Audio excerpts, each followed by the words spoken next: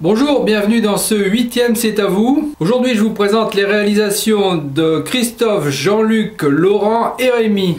À la fin de la vidéo je vous passerai les liens où me faire parvenir vos photos de réalisation et également vos photos d'atelier pour les vlogs. On commence tout de suite avec la réalisation de Christophe.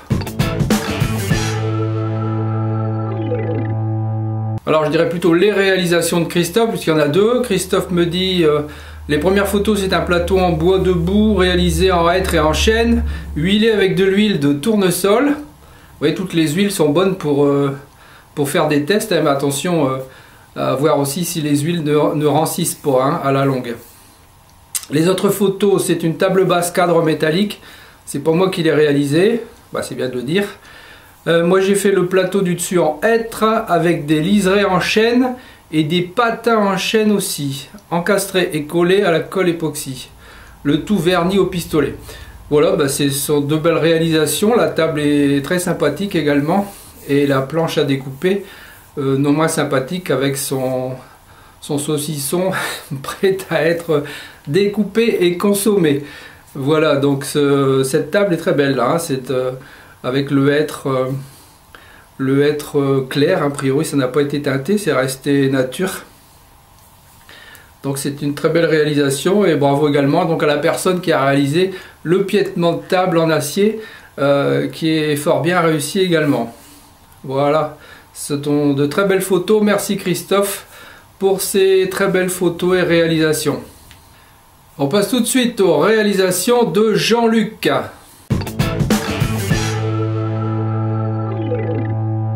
Alors Jean-Luc a réalisé un très beau banc à bascule.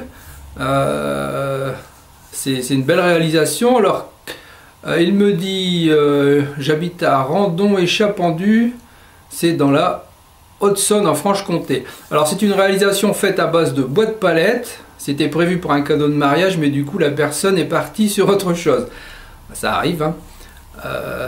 La traverse du dossier est prévue pour faire graver les prénoms des mariés. D'autres réalisations vont arriver, c'est sympa, donc Jean-Luc n'oublie pas de m'envoyer les autres réalisations, ça sera très bien. Donc ce banc est superbe là, c'est un beau style. L'inclinaison m'a l'air optimum là, ça a l'air super. Et finition bois blanc comme ça va être pas mal. Alors je sais pas quelle finition il va mettre en définitif. Je pense qu'il attendait pour pouvoir faire sa gravure, mais bon voilà, la gravure pour l'instant il n'y en a pas. Donc très belle réalisation Jean-Luc, merci pour tes photos. Allez, on passe tout de suite à la réalisation de Laurent. Alors Laurent m'a envoyé une seule photo, mais bon c'est la réalisation d'un... après avoir vu une de mes vidéos, ça l'a inspiré pour faire des peignes de poussoirs, des peignes poussoirs pour la défonceuse ou d'autres outils qui ont besoin d'être de bien maintenir les pièces de bois en appui.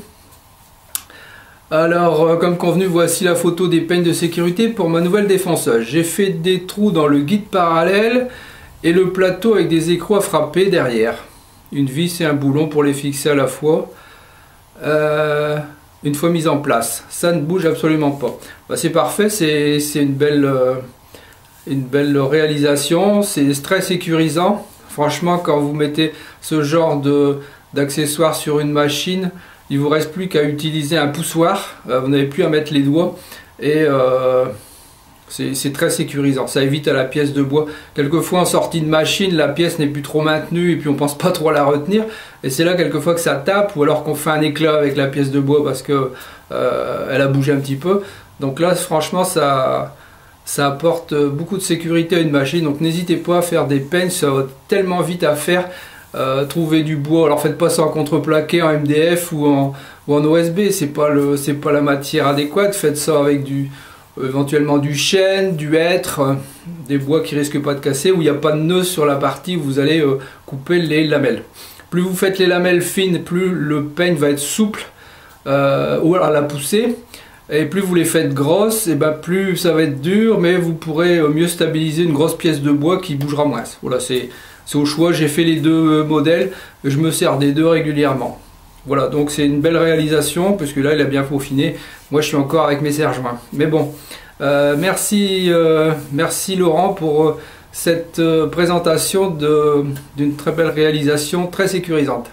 On passe à la réalisation de Rémi.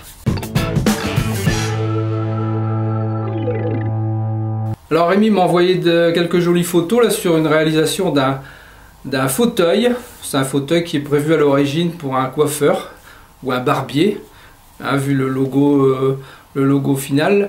Rémi me dit, donc il est de Carvin, donc c'est un compatriote à moi. J'ai 22 ans, je vous joins les quelques photos de la réalisation d'un fauteuil en bois de palette. Tout le fauteuil est réalisé avec les montants de palette, sauf pour le fond du dossier qui est fabriqué avec les planches plus fines que la palette. Ok. L'assemblage est réalisé avec des vis camouflées, avec des ronds de bois. Le plus compliqué a été d'avoir un bel état du bois en finition. Donc il n'a pas de rabot d'égo, il a tout fait à la ponceuse excentrique. Et au niveau de la gravure, cela s'est bien passé avec une défonceuse et la peinture en bombe. Ben écoute, c'est une très belle réalisation, Rémi, content d'avoir reçu tes photos et de pouvoir les diffuser ainsi. Ça rend bien là quand il est à l'intérieur près de la fenêtre. Et puis le logo du barbier, hein, ça représente bien ce que ça représente, hein, ça représente un peu les barbiers de la belle époque des années 1900, voire avant, à l'époque des chapeaux haute forme, hein, où les hommes portaient quasiment tous la barbe. Voilà, c'est parfait, c'est une très belle réalisation. Merci Rémi pour ces jolies photos. Voilà, donc ce 8e C'est à vous est maintenant terminé. J'espère que vous avez apprécié un peu ces différentes réalisations, ça pourra vous donner des idées parfois. Moi ça m'en donne quelquefois, rien qu'en regardant vos photos. Pensez à bien cadrer les photos avant de me les envoyer. Je passe comme d'habitude l'adresse, le mail où m'envoyez vos photos. Cadrez bien. Si votre atelier est trop grand, faites un peu version panoramique, je dirais. Vous faites des photos et vous pivotez à chaque fois en reprenant un peu sur la photo précédente et vous me les envoyez toutes séparées. Je pourrais plus facilement les passer et faire une belle présentation. Hein, n'hésitez pas, si un atelier est trop grand, c'est pas gênant. Voilà, si c'est trop haut, faites-le quand même à la verticale, c'est mieux que rien. Mais essayez toujours de faire les photos à l'horizontale pour la présentation, c'est nettement mieux. Et puis ajouter une bonne lumière, allumer tout ce qui peut s'allumer, rajouter un spot d'extérieur à la limite si vous n'avez rien d'autre sous la main. Mais plus vous aurez de lumière, plus votre photo sera belle. Même si l'atelier n'est pas rangé, la photo peut être belle. Voilà, donc vous avez toutes les coordonnées. On peut se retrouver également sur Facebook. Je vous rajoute l'adresse de la page Facebook où il y a quelques échanges aussi là-dessus, des infos. Enfin, c'est pas mal aussi de pouvoir échanger un peu sur tous les moyens de réseaux sociaux. Voilà, on se retrouve très bientôt pour un prochain C'est à vous. Bye bye. Merci d'avoir regardé cette vidéo. À votre droite, une suggestion de vidéo qui pourrait vous intéresser. À votre gauche, les réseaux sociaux, vous pouvez me suivre. Et en dessous, vous pouvez cliquer et vous abonner si ce n'est déjà fait. À très bientôt.